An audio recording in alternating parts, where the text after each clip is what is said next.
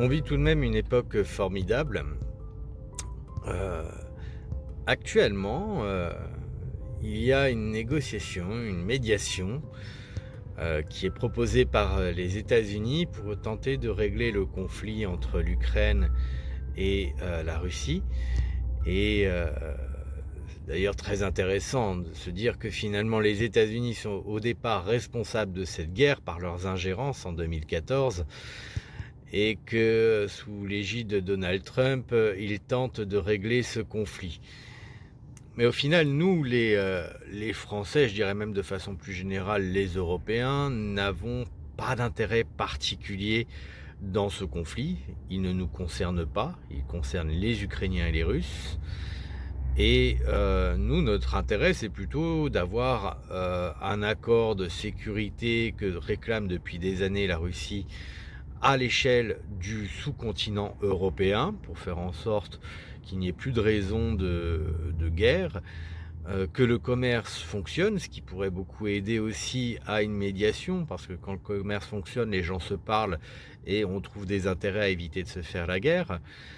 Et d'ailleurs, nous, en tant qu'Européens et plus particulièrement nous en tant que Français, nous avons des intérêts à ce que ce commerce précisément fonctionne avec la Russie puisque, nous avons besoin de matières premières que seule la Russie peut nous fournir, hein. L'Ukraine ne peut pas nous fournir, du pétrole, du gaz, du titane et d'autres, matières premières, minérales et métalliques, qui sont possibles à trouver sur le sol russe, mais pas sur le sol ukrainien. Sur le sol ukrainien, vous allez avoir, de l'agriculture intensive, qui, au contraire peut porter une concurrence énorme à notre agriculture, mais c'est tout. En fait, l'Ukraine n'est qu'un concurrent agricole, elle n'est rien de plus. Donc fondamentalement, si nous devions objectiver pour des raisons strictement capitalistique, économique, un soutien à l'une ou l'autre des parties,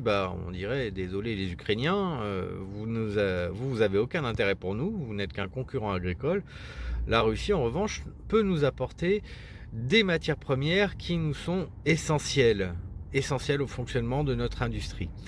Et du point de vue, des relations de commerce que nous avions antérieurement aux sanctions qui ont commencé à être prises à partir de 2014, si l'on regarde les relations de commerce entre la France et l'Ukraine et la France et la Russie, les investissements, la balance commerciale, enfin tout un tas de chiffres qui permettent de se faire une idée de quel est le poids finalement de ces relations. Eh bien, la France avait 10 fois plus d'échanges commerciaux et d'investissements avec la Russie qu'elle n'en a jamais eu avec l'Ukraine. Et pour des raisons bien simples, je vous les ai expliquées. D'abord, la Russie nous permettait de nous approvisionner en un certain nombre de matières premières qui étaient essentielles à notre industrie et puis à notre résilience énergétique, hein, puisque nous ne produisons toujours pas de pétrole, du moins dans des quantités tellement infimes que ça n'a pas de sens que de considérer que nous soyons indépendants avec notre très maigre production nationale. Et de l'autre côté, nous vendions des avions, des pièces aéronautiques, des produits de luxe, des matières premières agricoles à la Russie. Donc tout ça, et puis on a des investissements dans le complexe Yamal, qui, se trouve, en Sibérie, qui est un énorme gisement de gaz. Nous avions investi près d'1 milliard aussi à travers, Engie, dans Nord Stream. Donc, nous devrions normalement, si on était cohérents, avoir, lancé des investigations et des poursuites judiciaires contre X vis-à-vis, de la destruction de Nord Stream, vu qu'on a mis des billes dedans. C'est quand même nos intérêts qui ont été clairement attaqués par ce sabotage. Mais non, c'est pas ce qui se passe. Et puis je rappelle enfin un dernier intérêt, hein, qui va de soi. Les ennemis séculaires de la France, ça a toujours été, l'Empire germanique et l'Angleterre, pas la Russie. La Russie, on a été y foutre 2 fois nos guêtres à l'époque napoléonienne, hein, Napoléon III et puis Napoléon Ier, à tort, puisque ça n'a pas été très concluant. La guerre de Crimée, au final, n'a été qu'un bain de sang qui n'a conclu sur rien de substantiel. On a dû repartir et quand Napoléon y a été, pas plus, ça n'a pas marché. Et puis ça n'avait pas vraiment d'intérêt, puisque nous, en fait, si on regarde à l'aune des deux guerres mondiales, c'est chaque fois que la Russie s'est investie dans des guerres où nous étions cette fois-ci en conflit avec un voisin. Donc là, c'était quand même... la Russie n'est pas un voisin, elle n'est pas frontalière de la France, elle est à plusieurs milliers de kilomètres de nos frontières.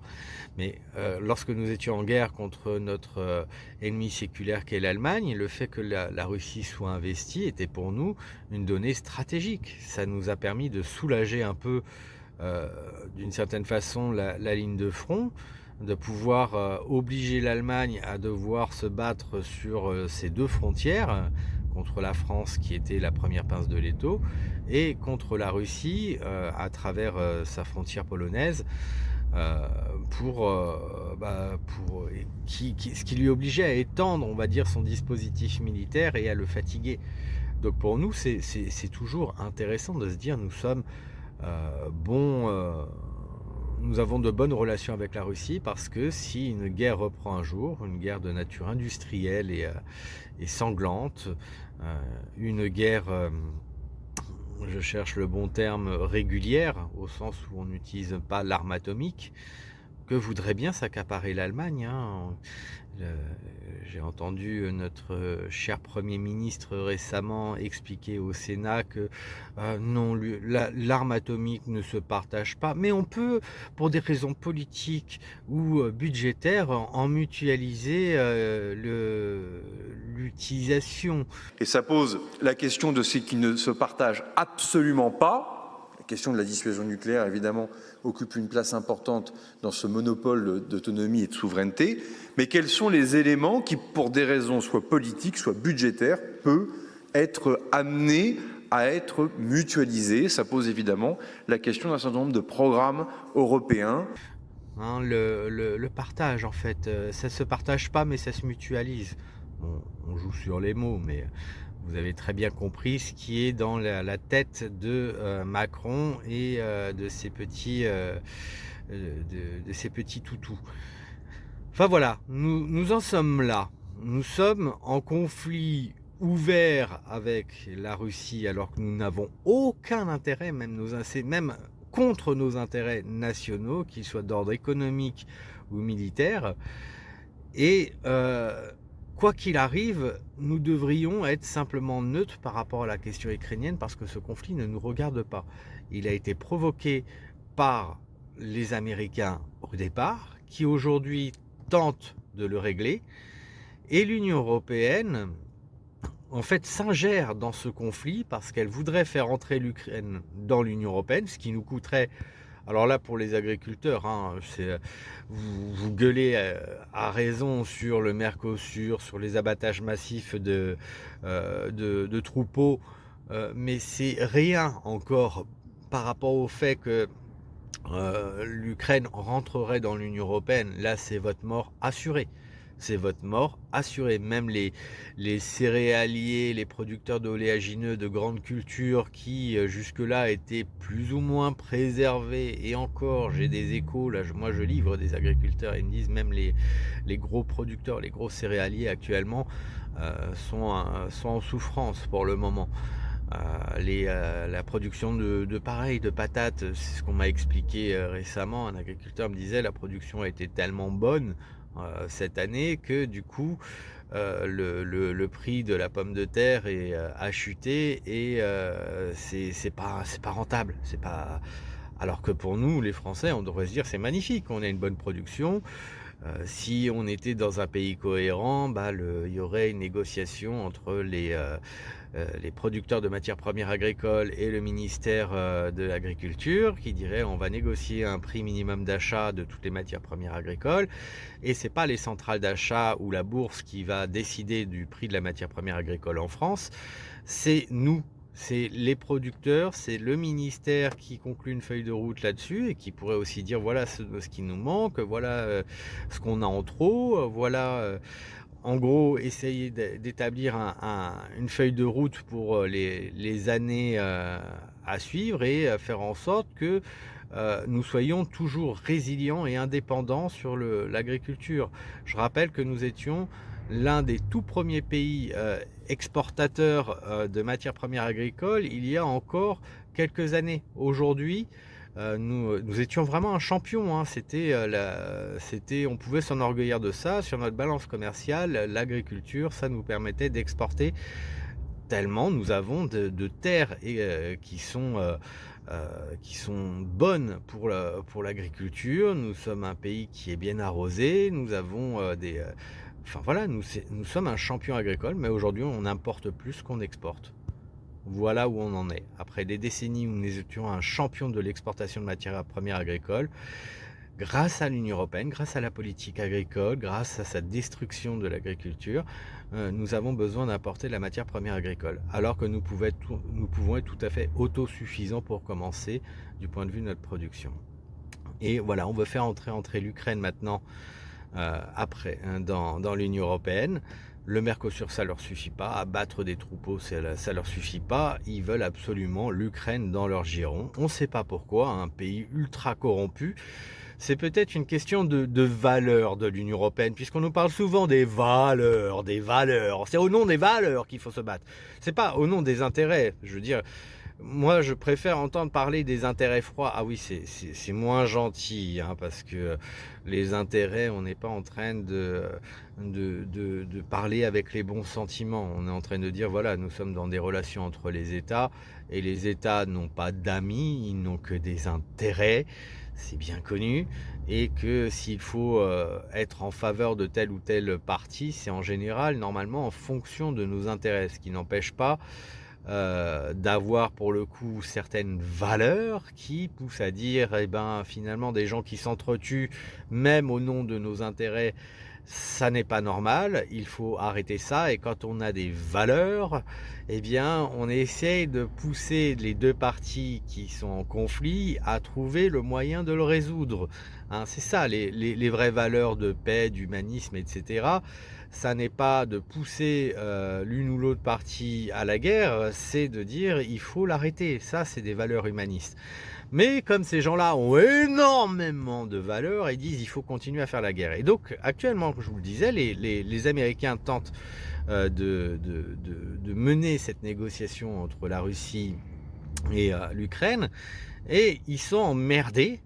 Hein, ils sont clairement emmerdés dans ces négociations parce que derrière on a les roquets européistes, hein, le Bruxelles, Merz, et puis le Macron bien évidemment, Starmer qui n'est plus dans l'Union européenne puisque lui représente l'Angleterre, mais c'est lui aussi un va-t-en-guerre très énervé. Et tous, ils veulent la guerre, ils veulent maintenir la guerre, il faut faire la pression à la Russie, la méchante Russie, enfin, c'est des fous, hein, littéralement. Ces gens-là qui ne sont pas impliqués dans cette guerre veulent absolument pousser la Russie à la guerre. Ils veulent en fait, ils introduisent dans ces éléments de négociation, puisque du coup, on est obligé les Américains sont obligés quelque part de dire bon, on va consulter les Européens parce qu'ils nous font chier. Comment on peut essayer de calmer ces demi-dingues à chaque fois, les Européens posent des conditions inacceptables pour la Russie. Par exemple, la Russie a très bien dit que l'une des raisons du casus belli qui a provoqué ce qu'ils appellent l'opération spéciale en Ukraine depuis 2022, c'était le fait que l'Ukraine prétendait vouloir rentrer dans l'OTAN. C'est pas la seule raison, mais c'est vraiment quelque chose qui fatigue la Russie depuis des années. Ça fait des années qu'ils réclament qu'il y ait un pacte de sécurité à l'échelle européenne qui garantisse la sécurité de la Russie, mais aussi de tous les pays européens de façon générale. C'est pas que pour la Russie, mais en tout cas la Russie veut se sentir en sécurité, et le fait que un accord important qui était certes oral, mais qui était censé tenir, a été violé, notamment par les États-Unis lorsqu'il y a eu le démantèlement de l'URSS, où les États-Unis avaient promis que l'OTAN n'avancerait pas plus loin que l'Allemagne. Bon, bah, en fait, la Pologne et les pays baltes ont été intégrés dans l'OTAN. Donc, du coup, la Russie a vu l'OTAN arriver à ses frontières. Or, l'OTAN, c'est une institution qui n'a rien à voir avec l'ONU. C'est un truc de pays occidentaux sous l'égide des États-Unis qui est extrêmement agressif. C'est l'OTAN qui a fait la guerre à la Serbie. C'est l'OTAN qui a fait la guerre finalement à des pays du Moyen-Orient, à la Libye, etc. Ce sont des forces de l'OTAN qui ont généré ces guerres, qui ont été agressifs, qui ont attaqué, qui n'étaient pas en posture défensive comme ils prétendent l'être, mais qui ont toujours été dans une forme d'agressivité. Donc il va de soi que pour la Russie, l'OTAN, c'est une organisation qui est clairement belliciste vis-à-vis de la Russie et qui voudrait une confrontation. C'est pour ça que la Russie réclame depuis des années pas d'OTAN à mes frontières, et particulièrement sur son précaré qu'est l'Ukraine, puisque historiquement, culturellement, linguistiquement, l'Ukraine c'est russe, que ça plaise ou non, c'est une partie de la Russie qui certes, par les circonstances de l'histoire récente, est devenu un État indépendant, mais qui a été façonné par les soviétiques sous Staline de façon tout à fait artificielle. Il y a une réelle partie ukrainienne, ukrainophone à l'ouest du pays. Il y a une partie qui a été prise à la Pologne, qui à l'époque dépendait encore de l'Empire austro-hongrois lorsqu'il était existant. Donc ça, c'était avant la Première Guerre mondiale. Il y a une partie qui a été captée à la Russie, où les populations russes y vivaient depuis des siècles. Odessa, par exemple, a été construite par les Russes à l'époque de Catherine II. Et ces parties-là, donc le Tatarstan qui a été pris dans les guerres russo-ottomanes, puisqu'il y a eu des conflits entre la Russie et l'Empire ottoman, où l'Empire ottoman avait des possessions sur le nord de la mer Noire qui étaient inquiétantes pour la Russie. La Russie les a prises. Et c'est comme ça que la Novorossia s'est constituée bien avant que l'Ukraine n'existasse. C'était deux siècles avant que l'Ukraine soit forgée. Donc comment dire, le conflit russo-ukrainien, par-delà les raisons objectives qui poussent la Russie à s'énerver, on va dire, les raisons de sécurité, que ce soit des personnes qui ont été persécutées dans le Donbass, ou que ce soit des questions de velléité de Zelensky d'intégrer l'OTAN, ou qu'il ait parlé de doter l'Ukraine de l'arme nucléaire, ce qui est aussi une forme de casus belli pour la Russie. Tout ça, c'est des raisons qui ont objectivé, on va dire, le commencement de cette guerre. Mais par-delà ces raisons, il y a une espèce de réparation historique qui est faite. C'est qu'à un moment, les Russes se disent, bon voilà, dans le Donbass, dans la Novorossia, ce sont des Russes en réalité, des Russes ukrainiens, et actuellement ils sont persécutés, ils n'ont plus le droit de parler leur langue. Il y a eu des lois qui ont été votées en Ukraine depuis 2014, depuis qu'on a encensé des fanatiques qui aiment beaucoup les croix gammées, qui ont une certaine nostalgie du Reich de Hitler. Bon voilà, ça nous dérange absolument pas. C'est dans les valeurs, vous comprenez, les valeurs de l'Union européenne. Le nazisme, ça fait partie des valeurs. Donc on soutient les fanatiques ukrainiens qui ont pris le pouvoir avec l'aide des États-Unis en 2014 et qui partagent ces grandes valeurs et qui sont russophobes au dernier degré, parce que c'est ça la valeur principale qui est à défendre, et qui ont donc fait obliger quelque part les gouvernements et parlements qui sont issus de cette révolution du Maïdan à voter des lois hostiles aux Russes, c'est-à-dire que ce soit sur la langue parlée, dans les régions où naturellement les gens sont russophones, mais de façon maternelle, je veux dire c'est leur langue maternelle, ou que ce soit au niveau des considérations politiques. Par exemple, le Parti communiste ukrainien a été interdit.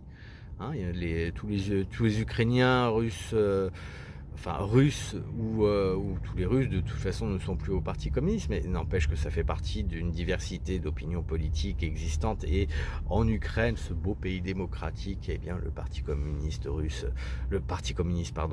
ukrainien est interdit. De la même façon qu'il y a des questions cultuelles où la communauté russe d'Ukraine est orthodoxe et répond du patriarcat de Moscou, parce que ce serait la forme la plus pure de la religion orthodoxe, et pareil, ça aussi interdit. Bon, ce sont les valeurs, encore une fois, les valeurs.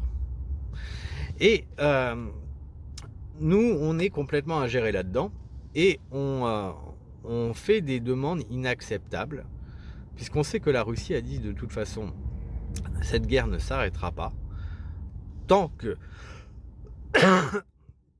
sur la question des territoires, il n'y ait pas un règlement qui soit favorable à la Russie, mais qui tienne compte en réalité du prix du sang versé. La Russie ne peut plus se dédire là-dessus. Et que l'autre question de sécurité, c'est-à-dire pas de troupes européennes ou de l'OTAN ou occidentales, ou peu importe comment on voudra les appeler, mais pas de troupes étrangères en Ukraine qui puissent poser un danger pour la Russie. Et évidemment, quand les Macron, Merz, etc. disent « Oh bah, sitôt qu'il y aura un cessez-le-feu qui sera organisé, on enverra des troupes de nos pays en Ukraine pour assurer la sécurité », mais c'est en fait exactement ce qui empêche le cessez-le-feu d'être prononcé. Parce que s'ils disent cela, c'est parce qu'ils savent pertinemment que la Russie a cette revendication claire de dire « Nous ne voulons pas de troupes étrangères en Ukraine qui puissent causer un problème de sécurité pour la Russie ». Donc, si les Européens disaient « Ok, on n'enverra jamais nos troupes, c'est bon, on ne veut pas créer un problème supplémentaire », il y aurait une possibilité de cesser le feu. Ce serait possible, mais justement parce qu'ils ne veulent pas le cessez-le-feu, ils mettent des conditions inacceptables dans les négociations. Et je ne vois pas en quoi d'ailleurs ça aide les Ukrainiens qui eux voudraient bien un cessez-le-feu. Donc nous avons des fous, va-t-en-guerre, qui ne sont pas concernés par le conflit ukrainien et voilà, où nos intérêts à la fois européens et particulièrement français sont violés d'une certaine façon, qui font tout pour empêcher le cessez-le-feu et un traité de paix, donc qui sont en train de poser des conditions inacceptables dans des négociations que Trump est obligé de mener aussi avec les Européens, du coup, parce qu'il a bien compris que le problème c'est nous, hein, c'est nos dirigeants. C'est eux qui poussent à la guerre, et ce serait presque plus facile si finalement on venait pas mettre nos pieds dans le plat et qu'on menait ces négociations contre l'Ukraine et la Russie. Si on était dans une logique de neutralité,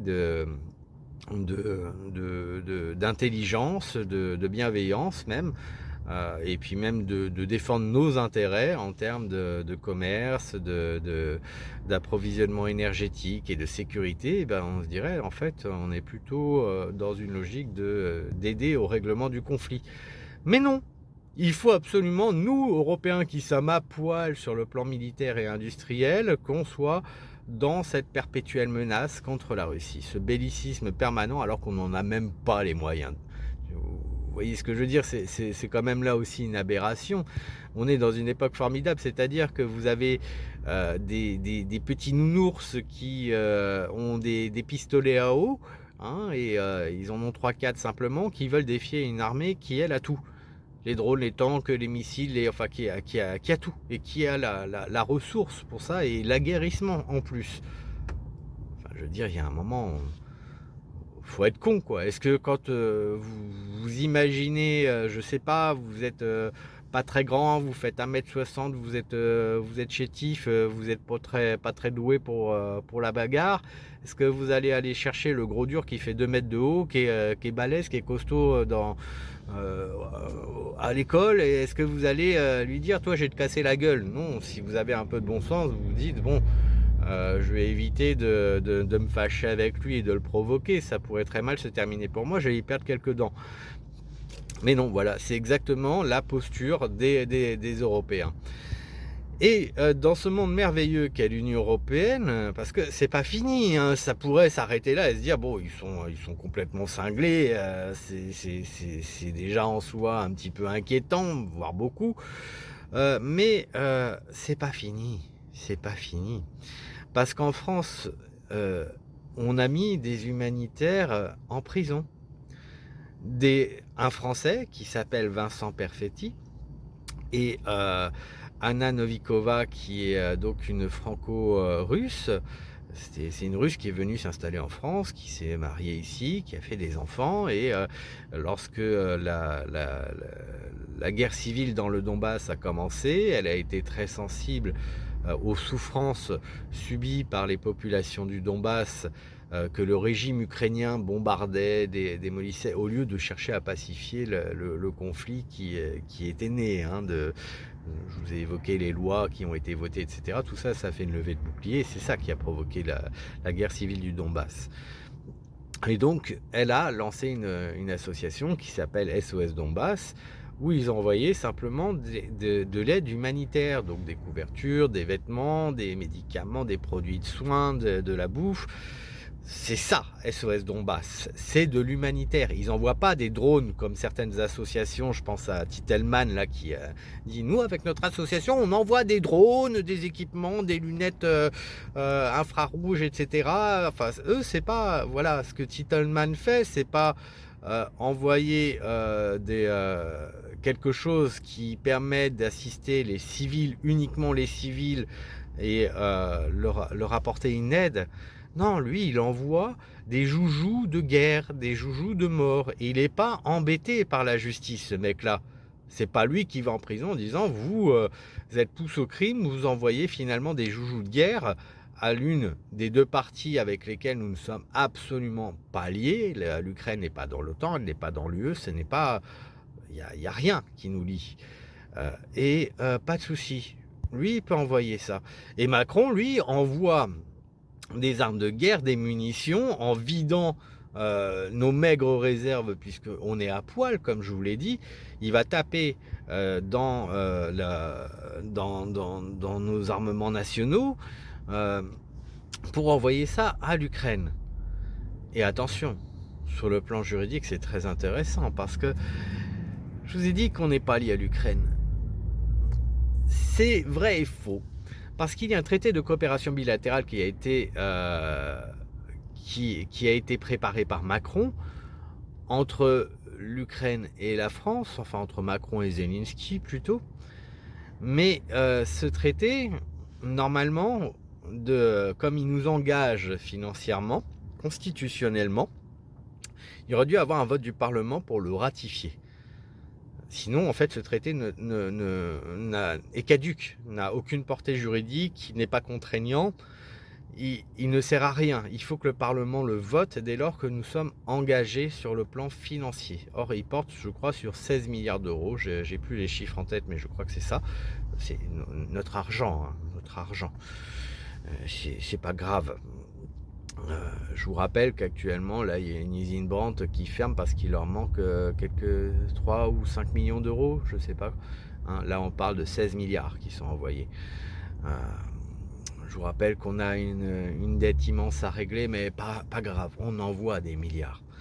Et donc, on déshabille notre armée pour envoyer des armes, des munitions à l'Ukraine, en dehors de tout cadre légal, constitutionnel, puisque, encore une fois, ce traité de coopération bilatérale entre la France et l'Ukraine, qui porte notamment sur la question des envois d'armes et de munitions, eh bien, il n'a pas été ratifié par le Parlement alors qu'il aurait dû l'être. Donc ce traité est caduque, c'est comme s'il n'existait pas. C'est comme s'il n'existait pas, qu'il n'avait jamais été écrit, parce qu'il n'a pas été ratifié. Le Parlement ne l'a pas voté. Il n'a pas voté une loi qui dise nous autorisons la ratification de ce traité. Donc il est nul et non avenu. Et donc, quand on envoie des armes de façon illégale, des armes, des équipements, des munitions qui sont affectés à la défense nationale à une puissance étrangère contre nos intérêts nationaux, et là c'est contre nos intérêts nationaux, nous déshabillons nos arsenaux militaires qui sont déjà à l'os pour un pays tiers avec lequel nous ne sommes absolument pas liés, en aucune façon. Eh bien, ça s'appelle de l'intelligence avec une puissance étrangère, ça vaut 30 ans de prison, c'est l'article 411.3 du Code pénal, ça s'appelle de la trahison. Normalement, Macron devrait être destitué et jeté en prison pour haute trahison, et tous ceux qui participent de cela devraient être jetés en prison pour haute trahison. Les généraux d'opérette là qui ont permis cela, les hauts fonctionnaires de merde, tous ces gens-là. Non, tout va bien. Tout va bien. Par contre, on envoie des humanitaires en prison qui, eux, envoyaient juste du matériel non militaire à des civils dans le Donbass. Sauf que c'était pas le bon côté de la ligne de front. Ils envoyaient ça du côté ukrainien qui est occupé par la Russie. Alors là, c'est les méchants. C'est-à-dire que les gens qui sont du côté russe de la ligne de front en Ukraine, ces Ukrainiens-là, c'est les méchants. Et c'est un délit de penser. Et on va vachement loin parce que on a encore eu une nouvelle là actuellement où l'Union européenne a voté un nouveau train de sanctions en disant que ils ont posé des sanctions sur tout un tas de personnalités, notamment russes, mais aussi des Européens. Alors il y a un Suisse qui s'appelle Jacques Beau, que moi je suis particulièrement, dont on ne peut pas dire en réalité qu'il est pro-russe ou pro-ukrainien. En fait, il est pro-paix et c'est quelqu'un surtout qui a écrit énormément de livres et qui a une réelle expertise, qui a travaillé pour l'OTAN, qui est colonel de l'armée suisse, qui a travaillé dans le renseignement pour la Suisse. Enfin, c'est une tête, hein, le mec, et qui est très factuel. Lui, son truc, c'est vraiment de toujours tout sourcer aux meilleures sources, directement les documents officiels qui sont publiés en Ukraine, en Russie, aux États-Unis, dans l'Union européenne. Enfin, il va directement à la source pure. Il n'y a pas dans ses propos, il ne les fait jamais reposer sur quelque chose qui est non vérifié, qui est une supposition. C'est toujours bien documenté. Et lui, il fait un travail où il décortique les raisons de ce conflit et comment on pourrait réussir à le faire cesser. Eh bien, il est qualifié de pro-russe et c'est méchant. Et donc, on lui a mis des sanctions à la gueule où il n'a plus le droit de se déplacer sur le territoire de l'Union européenne. Ça va déjà loin, je veux dire, pour un expert de la trempe de Jacques Beau, qui à la base devrait être une personne invitée par nos médias parce que c'est une voix qui contredit, qui apporte la contradiction à nos hystériques de plateau qui sont là pour pousser à la guerre, et qui en cela d'ailleurs viole l'article 20 du pacte international relatif aux droits civils et politiques de l'ONU, qui interdit la propagande de guerre.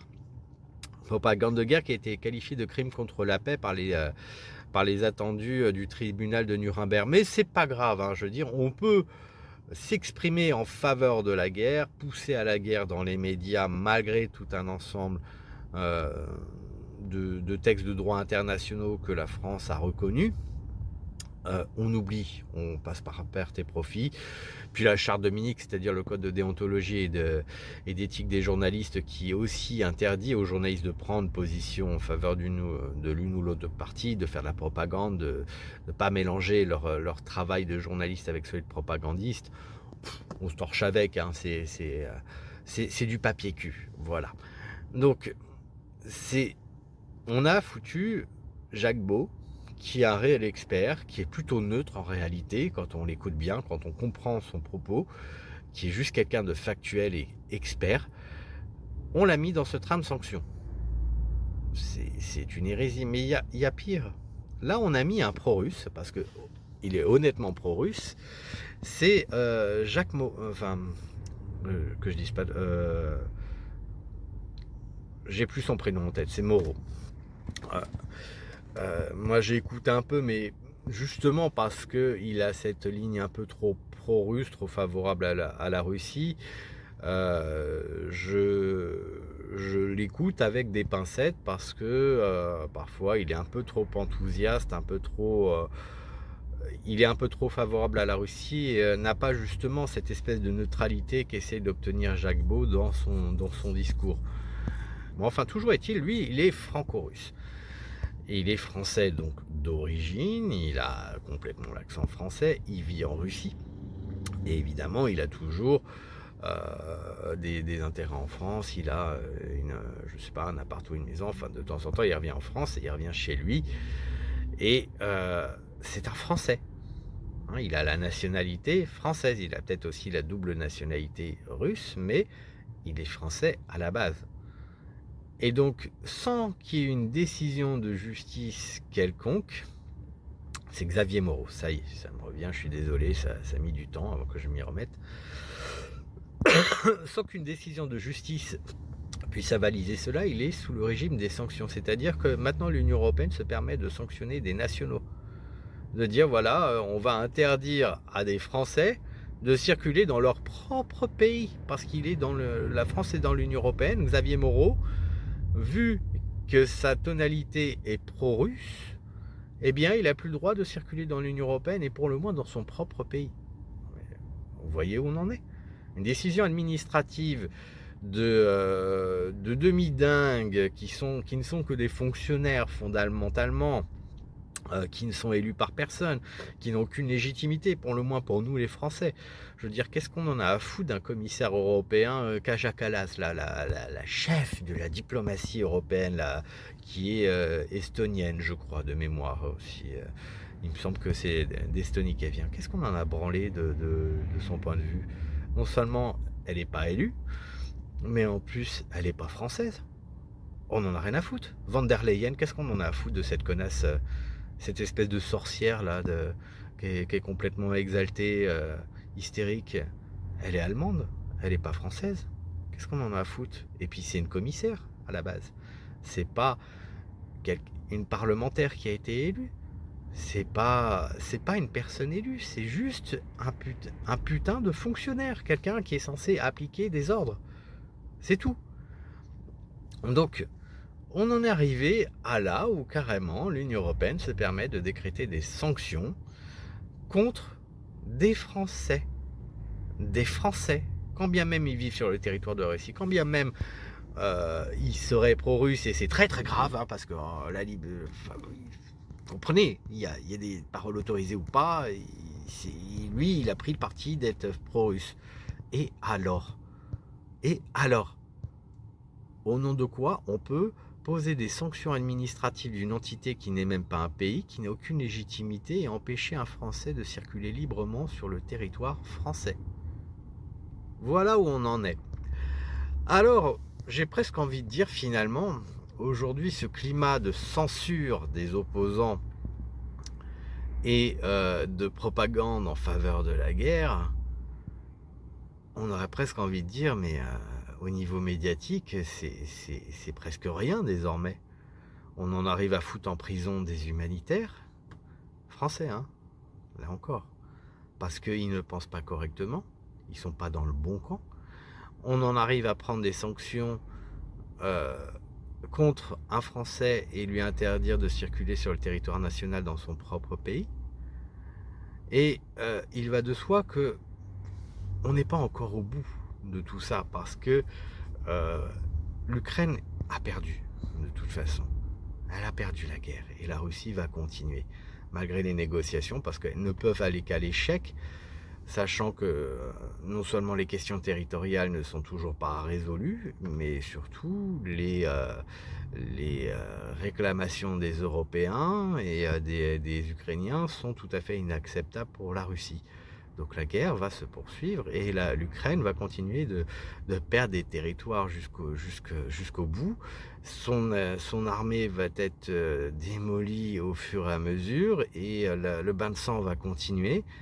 Et la Russie ne s'arrêtera pas et à un moment, la guerre cessera simplement par une capitulation. C'est tout ce qui risque d'arriver et l'Ukraine aura perdu encore plus de billes pour rien, beaucoup plus de vies pour rien.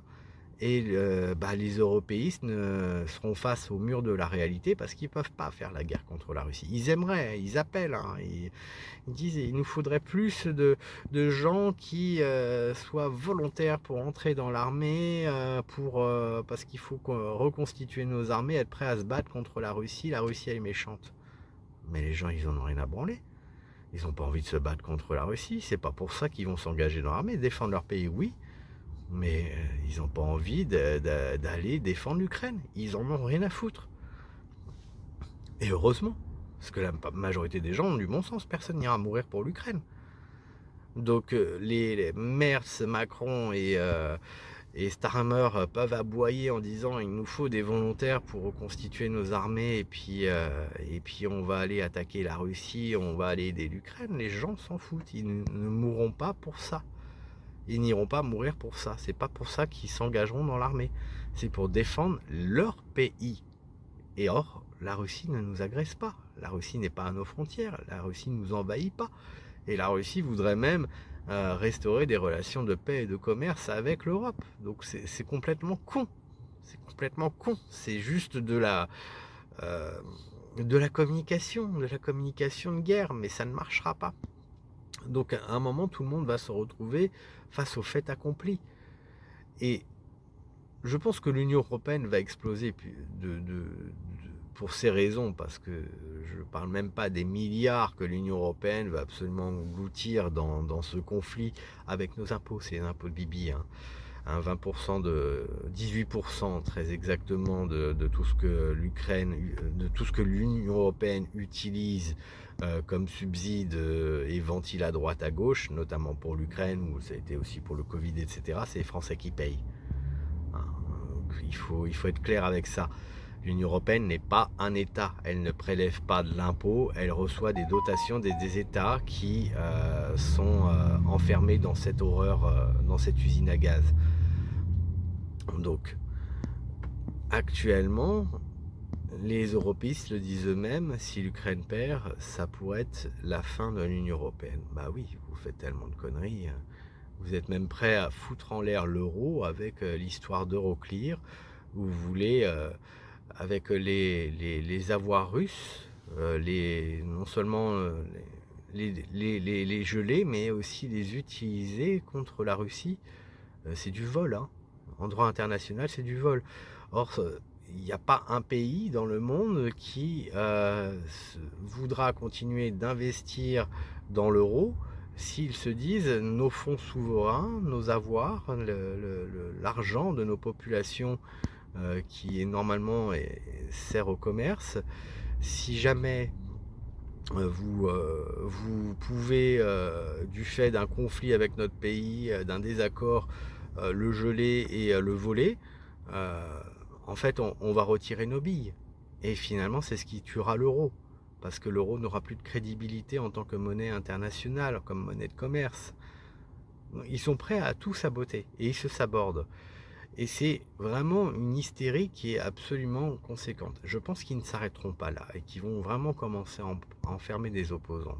Je ne serais pas étonné un jour d'aller en prison parce que clairement, moi je ne suis pas pro-russe, je suis pro-français, mais je vois tellement nos intérêts nationaux qui se conjuguent plutôt avec la Russie qu'avec l'Ukraine que en militant activement pour la paix et pour la liberté d'expression rétablie, hein, ce qui signifie avoir le contradictoire, avoir des gens qui sont dits pro-russes, qui s'opposent à des gens qui veulent la guerre à la Russie. Mais voilà, avoir le contradictoire, c'est tout ce qui compte. eh bien, des gens comme moi finiront en prison parce qu'ils sont trop remuants. On a bien foutu des humanités en prison. Pourquoi pas continuer avec des militants politiques qui sont patriotes fondamentalement, même pas pro-russes, parce que il faut toujours leur foutre une étiquette à la gueule. Avant c'était les covidistes ou les antivax, hein, à l'époque du Covid, quand on disait non mais ça va pas quoi, d'abolir nos libertés fondamentales à l'aune du petit Covid, c'est une dinguerie. Donc là on était des antivax. Quand on n'est pas d'accord avec le gouvernement et qu'on doute de sa parole, parce qu'il y a de quoi douter, ces gens mentent constamment, nous sommes des complotistes. Nous sommes aussi d'ultra-droite ou d'extrême droite dès lors qu'on conteste la ligne officielle, hein. C'est-à-dire on se pose même plus de questions, on se prend pas la tête, allez on va salir les gens, parce qu'évidemment si on est d'extrême droite on est forcément des racistes, hein. Quand on dit extrême droite dans la pensée populaire, on se dit bah le mec d'extrême droite c'est nécessairement un raciste.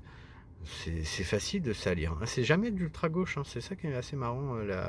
On peut la gauche, même lorsqu'elle a ses fanatiques, ses ultras, ses extrêmes, c'est pas grave. C'est eux, c'est moins pire, on va dire. Ça sert à rien d'accuser quelqu'un d'extrême gauche. Il vaut mieux l'accuser d'extrême droite pour le salir.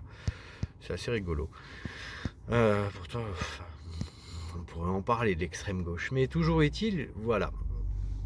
Là, il a toujours s'agi de salir les messagers, les censurer, parce que on parle au global des gens qui ne sont pas d'accord avec ce que fait le gouvernement, l'Union européenne, qui s'opposent à toutes ces conneries, qui veulent rétablir leur souveraineté, qui veulent la paix, l'indépendance, le doux commerce, etc. Donc ces gens-là sont salis, mais ne sont jamais désignés en tant que tels. C'est plutôt un groupe diffus, une nébuleuse, hein, qui est sur les réseaux sociaux d'ultra-droite, complotiste, pro-russe, et patati et patata. Et puis là, on commence à en arriver sur le fait de dire on va incarcérer des personnes qui sont trop remuantes dans ces gens-là. Donc là, on commence à s'attaquer à des personnes. Et c'est pareil avec les sanctions de l'Union européenne. On va sanctionner des experts qui ne sont même pas russes. On va sanctionner des nationaux en leur disant vous n'avez plus le droit de circuler dans votre propre pays. Et je pense qu'ils vont continuer. Alors, mes chers amis, il est peut-être temps de conclure.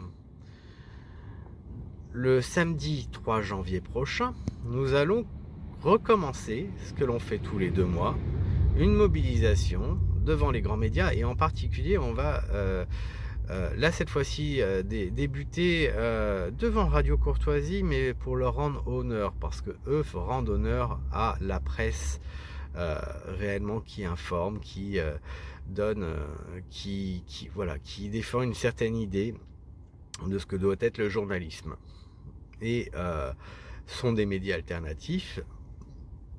Au départ, c'était un média très à droite, et ils ont beaucoup évolué avec une ligne plus patriote et un peu plus neutre sur les prises d'opinion au sens droite-gauche, même s'il y a toujours ce petit fond. Mais nous, ce qui compte là-dedans, c'est pas la question idéologique droite-gauche, on s'en branle. Ce qui nous intéresse, c'est avoir le droit, pour des gens comme nous, patriotes, qui sont hostiles à la guerre, qui sont hostiles à l'Union européenne, qui sont hostiles à la Macronie, à l'oligarchie en général, d'avoir droit de citer. Puisqu'on ne peut pas avoir droit de citer sur nos médias publics, France Télévisions, Radio France, on n'a pas le droit de citer sur LCI, on n'a pas le droit de citer sur TF1, sur BFM, sur Europe 1, sur RTL, sur tous les médias, CNews, etc. Même le groupe Bolloré, en fait, des gens comme nous n'avons pas le droit de citer. Nous n'existons pas. Nous n'avons pas le droit d'informer. Jacques Beau n'a jamais été invité par France Inter. Jacques Beau n'a jamais été invité même par les médias Bolloré, qui sont, paraît-il, les médias d'opposition. Tu parles, quelle opposition? Ces gens-là nous censurent. Et donc, une fois qu'on aura fait notre démarrage devant Radio Courtoisie, donc à Paris,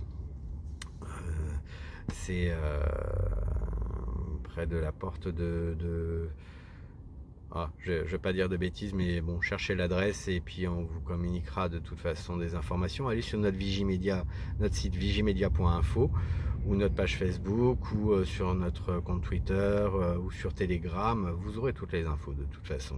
Contactez-moi, il n'y a pas de souci, je vous dirai où c'est. Porte de Saint-Cloud. On va aller devant LCI, justement. Parce que c'est une caricature justement de la propagande de guerre permanente contre la Russie. Et puis ensuite on va aller devant France Télévisions. On fera un petit passage par France 24 et RFI, mais on va terminer à France Télévisions. Et ça c'est samedi le 3 janvier. Et ça démarre à partir de 14h. Donc vous pouvez très bien vous dire, oh, c'est le nouvel an, le 3 janvier, on digère encore de ce qui s'est passé pendant les fêtes là, et puis tout va bien, on laisse ces fous continuer leur basse besogne de totalitaire, parce que on est entré dans l'ère du totalitarisme, il faut construire l'Union européenne en tant qu'État, il faut les laisser faire. Ils veulent une armée européenne, l'Union européenne veut diriger une coalition, elle veut être à la chef d'orchestre d'une coalition militaire. C'est parce qu'elle se rêve en État, elle veut avoir la main sur l'appareil militaire des nations qu'elle démolit. Et on peut les laisser faire. On peut les laisser enfermer des gens, on peut les laisser sanctionner. Parce que pour l'instant, vous n'êtes pas concernés. Vous dites, oh, moi ça va, je pense pas comme ces gens, mais je fais pas de bruit, je suis pas trop remuant. Donc si c'est juste les gens remuants comme moi, comme d'autres qui finissent en prison, ou peut-être qu'un jour ils seront liquidés directement, on peut supposer que lors de l'acmé de tout ce cirque, on en viendra à tuer. Déjà, il y a des gens qui sont identifiés sur le site Mirodvorets, le fameux site ukrainien là, qui est tenu par des fanatiques qui donnent les adresses, les noms, etc. Il y a après les listes de Rudi Reichstadt et ses petits copains, il y aura directement les listes qui sont communiquées à l'attention de fanatiques exaltés pour dire, si jamais vous avez envie de commettre un meurtre, faire exploser une voiture, voilà, c'est possible, y compris sur des Français qui sont dans leur propre pays, qui sont censés avoir le droit de penser ce qu'ils veulent et d'émettre les opinions qu'ils veulent. Vous pouvez vous dire, moi ça va, je m'en fous, je suis pas remuant, je pense pas comme eux, mais tant que c'est pas moi qui suis concerné. Oui, mais si tous les gens qui se battent concrètement, en prenant la parole, en écrivant ou en ayant des actions militantes pour essayer de faire exister votre pensée, de faire en sorte qu'elle ne meure pas, si ces gens vous les abandonnez, si vous ne faites rien, si vous laissez le système les détruire, les mettre en prison, Enfin, est-ce que vous vous rendez compte que c'est vous la cible suivante? Parce que vous n'aurez plus le droit de penser, d'émettre une opinion. C'est un système totalitaire. Et il va falloir à un moment se sortir les doigts du cul. Il ne faut pas attendre en fait que nous arrivions à la finalité de cette séquence historique. Il faut faire effondrer ce système. Et la première façon, la façon la plus simple, mais la plus simple, elle est terriblement simple. On reprend le contrôle de nos médias. Parce que tout commence par là. Si nous avons le contrôle de nos médias, nous avons le contrôle de la parole publique. Et si nous avons le contrôle de la parole publique, en fait, ceux qui perdent le contrôle de fait de cette parole publique, ce sont les européistes, les va-t-en-guerre, les macronistes, tous ces gens-là qui vivent parce qu'ils sont promus médiatiquement, parce qu'ils jouissent d'une propagande. En fait, il suffit de leur faire perdre cette parole. Nous pouvons leur faire perdre cette parole et nous la reprendre publiquement et dire, voilà, il n'y a pas que des va-t-en-guerre, il n'y a pas que des européistes en France, il n'y a pas que des fanatiques de l'Union européenne, il y a aussi une majorité de Français, la même qui avait voté non au TCE en 2005, la même qui a toujours refusé la guerre, la même qui ne voulait pas qu'on abolisse nos libertés fondamentales sur l'autel du Covid ou qu'on fasse des dépenses complètement inconsidérées par rapport à ça. il y a une parole d'opposition réelle. Et cette parole, elle va désormais exister publiquement. Donc, moi, je vous suggère de vous sortir les doigts, de venir nous rejoindre. On va manifester devant LCI, devant France Télévisions. Il faut nous rejoindre le 3 janvier prochain.